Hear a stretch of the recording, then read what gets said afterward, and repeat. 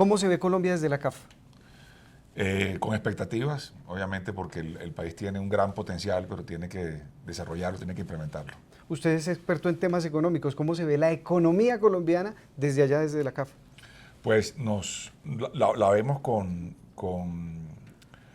cierta, vamos a decirlo, preocupación, en el sentido de que los flujos de inversión han caído, pero también con cierta expectativa porque hay margen para más inversiones en sectores claves, como energía, por ejemplo. Se le creció la CAF desde su llegada, entonces ahora volvieron países que no estaban como Chile y ahora hay otros miembros nuevos. Sí, Centroamérica particularmente, el Caribe, el regreso de Chile ha marcado la expansión geográfica del banco. Ya estamos casi en 27 países para final de este año.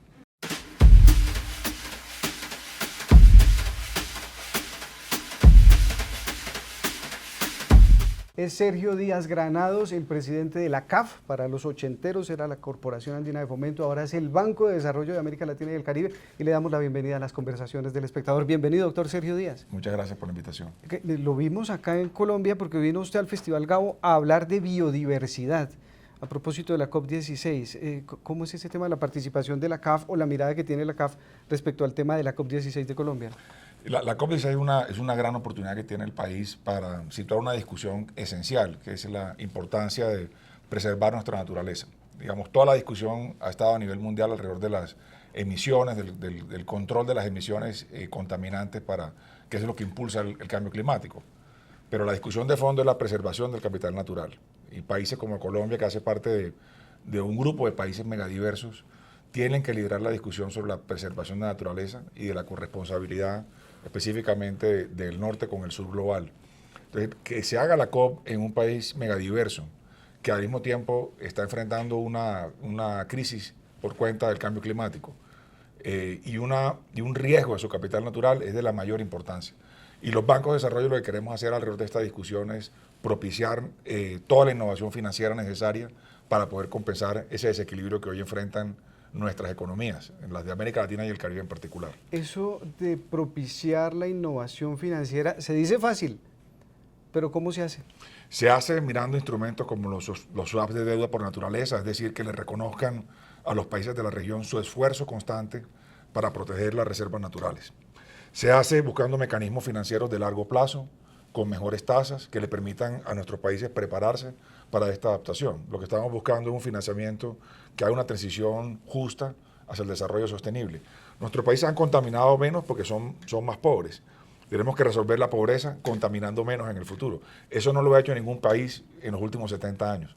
Y América Latina tiene que hacer esto en los próximos años, es decir, tiene que eliminar pobreza, reducir desigualdades sociales y al tiempo aumentar el crecimiento económico, contaminando menos. Y esa es una reflexión que hay que hacerla en América Latina hoy y que tiene que darse a nivel mundial, sobre todo para los países del sur. Y eso no lo ha hecho el norte se desarrolló contaminando. 45% de las emisiones las emite el norte. Es decir, ellos hicieron un tránsito a la civilización y al pleno desarrollo contaminando. Nosotros tenemos que hacer el nuestro, es decir, reduciendo pobreza, creciendo, pero emitiendo menos. Y ese es el desafío que tenemos en este momento en América Latina. Y eso implica mejoras en innovación financiera. Ya nos lo demostró usted que es imposible hablar de biodiversidad dejando de lado el tema de la transición energética, de ser en últimas pues, más conscientes del daño que le hacemos al planeta. Pero en su discurso en la Fundación Gabo le vi un pedacito, un temita que me llama la atención y que quisiera tener su reflexión. ¿Qué es eso de los saberes ancestrales y por qué la preocupación y el interés de hablar de saberes ancestrales al lado de la biodiversidad?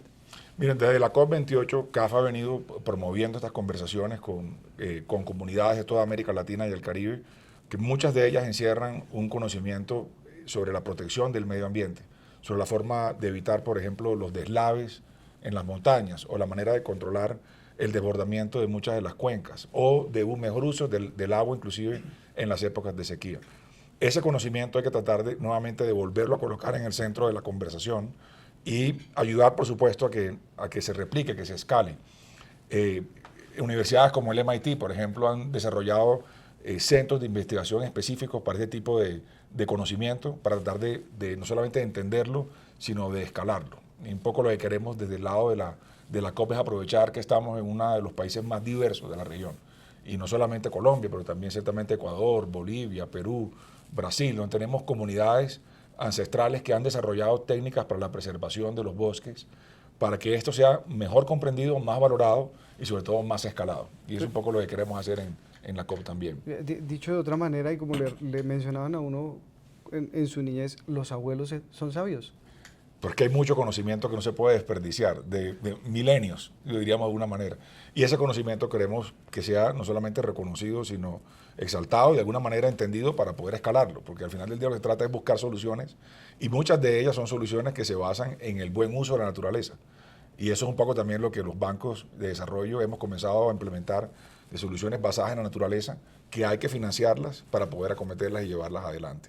Perfecto. Miremos el otro filón que usted mencionaba que se desprende de su conversación, transición energética. Pero todo el mundo habla de transición energética, pero usted le pone unos apellidos que también suenan interesantes, ¿no? Que sea para el desarrollo, que ayude a superar los temas de pobreza, que en últimas pues le facilite la vida a todo el mundo y no sea que vamos a hacer la transición energética, cueste lo que cueste, entonces se quebraron unos y otros sí salieron a flote.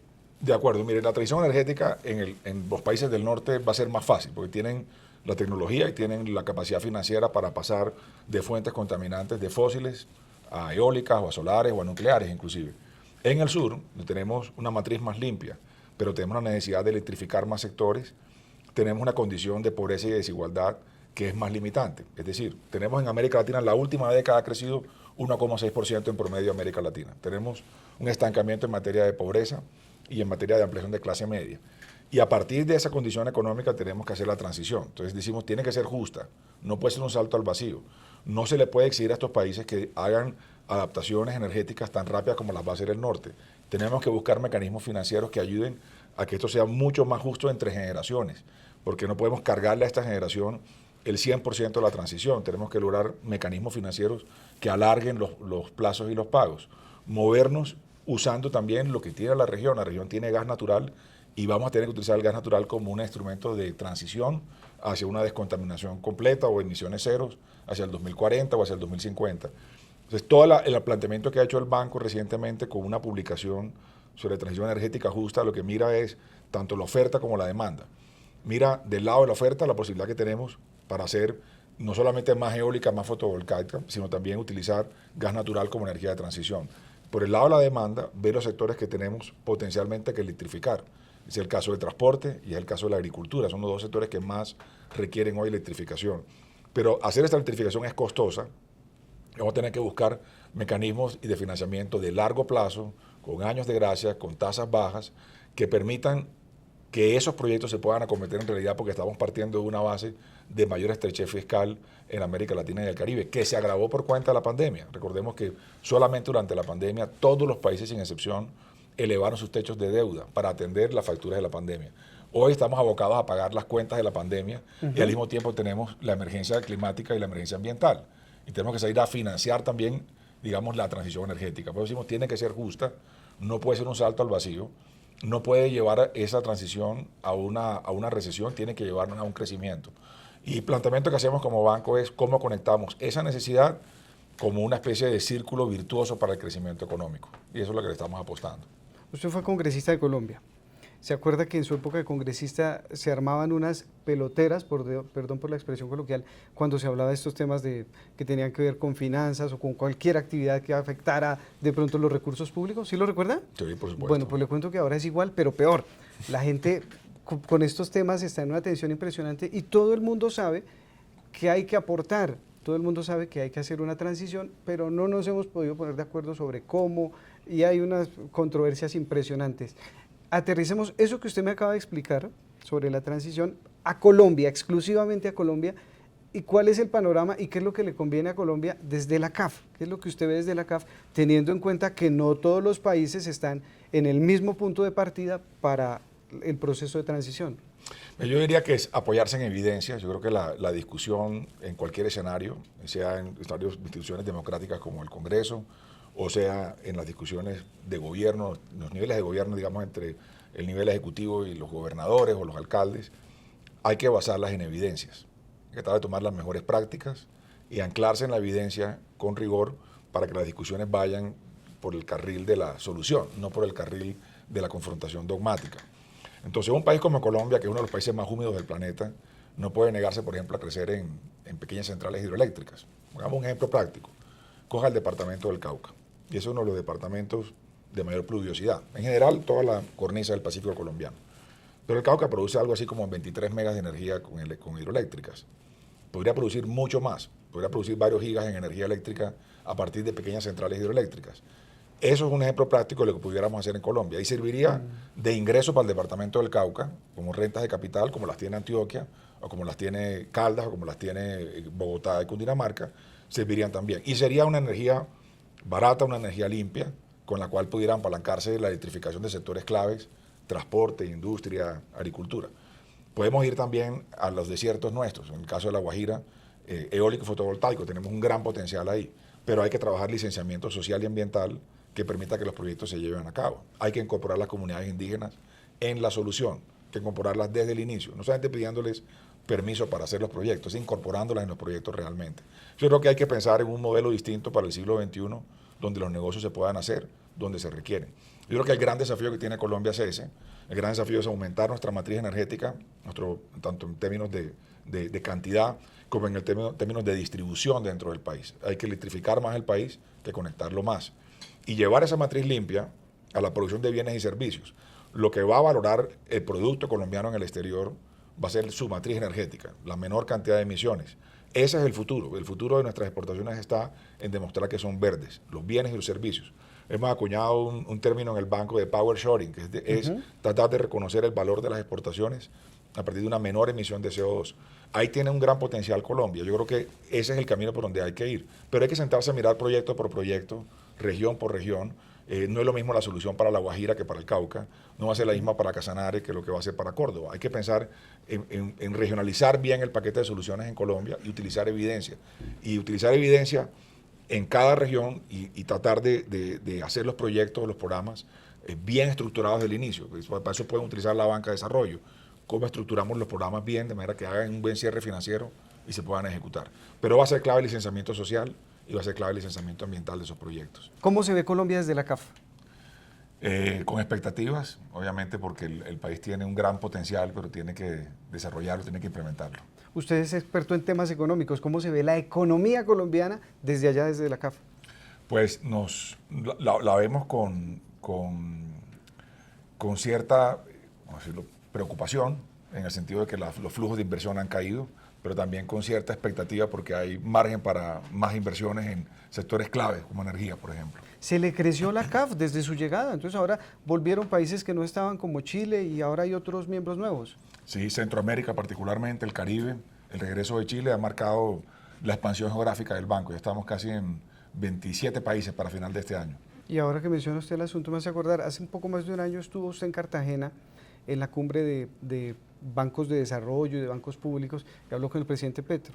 Y se habló de algunas iniciativas conjuntas en las cuales la CAF podría apoyar a Colombia. ¿En qué quedó el asunto? No, vamos bien en varios proyectos. Tenemos hoy, por ejemplo, en educación, ciertamente ya un avance grande para construcción de universidades y colegios. Está bastante avanzado la iniciativa. De hecho, hicimos un par de pilotos proyectos en el Cauca que ya se entregaron al gobierno con muy buen resultado. Entonces, vamos bien con la educación. Vamos con un proyecto grande en salud también. La Guajira. En La Guajira. Y adicionalmente para otros puntos en el Caribe y en el Pacífico, donde hay más pobreza y donde hay menos presencia del Estado en materia de cobertura en salud. Y tenemos además un paquete de financiamiento importante para el gobierno en materia de reformas ambientales, que esperamos se apruebe ahorita el 18 de julio en nuestro directorio en Perú. De manera que hemos avanzado bastante bien con el gobierno en lo que se refiere al uso de los instrumentos que el banco tiene. Ahora estamos apoyando también los ejercicios de las presidencias pro tempore que va a tener Colombia, como CELAC, Unión Europea, como el caso de la Asociación de Estados del Caribe, para tratar de usar esos espacios también para dinamizar aún más el relacionamiento comercial de Colombia y de inversión.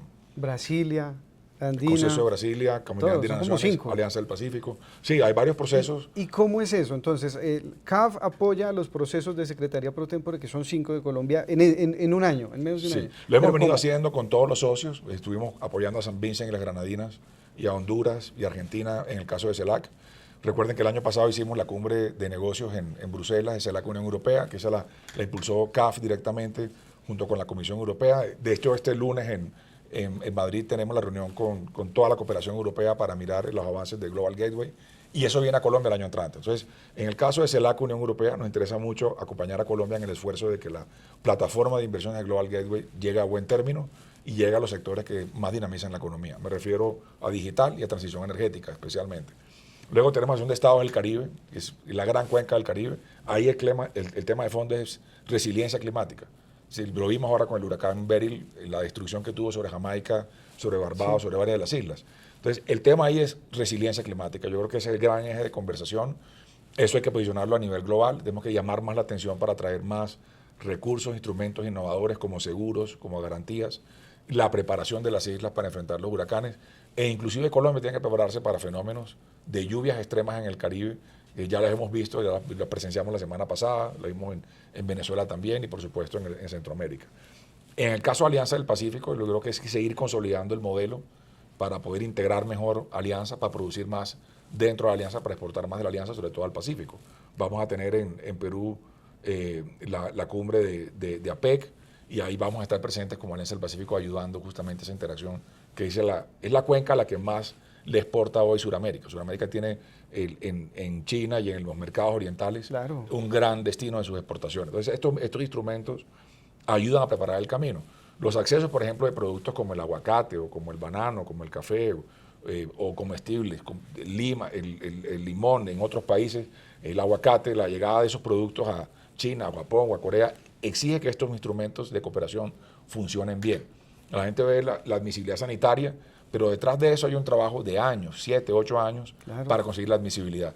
Y para eso son esas plataformas de integración. Entonces yo veo en la Alianza del Pacífico una gran oportunidad este año que viene. Va a estar en Chile, estamos ayudando a Chile y a la Cancillería chilena en la presidencia pro tempore, y luego le pasará a Colombia. Pero con la CAN igual, con la CAN tenemos que revisar todos los puestos fronterizos que hoy operan en la CAN, los de Colombia y Ecuador, los de Ecuador y Perú, los de Perú y Bolivia. Entonces el interés nuestro es trabajar especialmente en los centros de frontera, en la forma como podamos armonizar la regulación en los puntos de frontera es esencial, reducir los tiempos de paso de las cargas. Y eso en Sudamérica es tal vez de las cosas más complejas. Ojalá se pueda, ¿no? Sí. Ojalá se pueda, porque eso sí es complejo. Bueno, eso es grado a grado, eso es persistencia. Yo creo que si uno lo mira en términos de años, se ve el progreso. Si lo mira en términos de semanas o de meses, probablemente no. Como dicen, si no lo puede dinamizar alguien como usted, ayudando desde la CAF, habiendo sido ministro de Comercio y conociendo de TLCs y conociendo de ANATO y de todo lo demás, pues quién sabe quién lo pueda dinamizar. Déjeme cerrar esta conversación porque se nos acaba el tiempo con un asunto que me parece bien particular. Volvió Chile, usted está en la presidencia desde el 21. Desde el 21, sí. Y volvió Chile, que Como eso miembro es una pleno. novedad. Y entraron otros países que no estaban, se le creció la CAF, ¿no? Creció y creció bien. Yo creo que ahora tenemos un banco que es realmente continental, un banco que le pertenece a América Latina y el Caribe.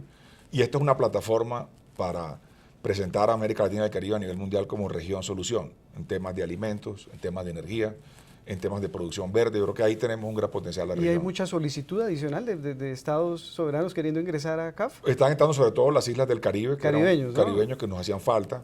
Y esperamos tener ahora en Perú nuestro directorio, y en diciembre en el directorio también la admisión de nuevos socios. Vamos buscando también la forma de traer fondos que están en otros países con mecanismos fiduciarios para que entren en América Latina a financiar programas. Me refiero a países del Medio Oriente o de Oceanía, donde vemos que hay posibilidades de traer fondos de inversión a la región. Bueno, pues ojalá salgan bien las cosas entonces. Hay prospectos de crecimiento por el lado del Caribe, lo dice un caribeño, un samario, Sergio Díaz Granados, colombiano, presidente de la CAF. Gracias, doctor Sergio Díaz, por acompañarnos. Muchas gracias. Y gracias a ustedes por estar con nosotros en El Espectador. Volveremos en breve con nuevos personajes de interés y de análisis en El Espectador.